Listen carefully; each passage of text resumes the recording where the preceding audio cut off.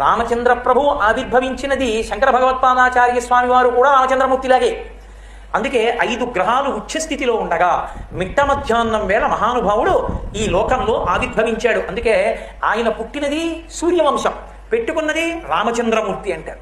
రామచంద్రమూర్తి అన్న పేరు యథార్థంగా వశిష్ఠుడు పెట్టింది కాదు, రామ అని ఉంచాడు. మరి రామచంద్ర ఎక్కడి నుంచి వచ్చింది అంటే రామచంద్ర ప్రభువు జన్మించిన తరువాత చంద్రుడు లేడు, ఎందుకని మిట్ట మధ్యాహ్నం పుట్టాడు. సూర్యుడు సహస్ర నేత్రములతో చూశాడు, అబ్బా ఇనకులకిలో కూడా పుట్టాడు మహానుభావుడు అని చూసుకున్నాడు, సంతోషపడిపోయాడు. నా వంశంలో పుట్టాడు, సూర్యవంశంలో పుట్టాడు. పొంగిపోయాడు సూర్యనారాయణమూర్తి. చీకటి పడింది, సూర్యాస్తమయమైంది, చంద్రుడు వచ్చాడు. చాలా బాధగా కన్నుల నీరు పెట్టుకుని కన్నుల నీరు తుడుచుకుంటూ కనపడ్డాడు. ఏం అలా ఉన్నావు అని అడిగాడు.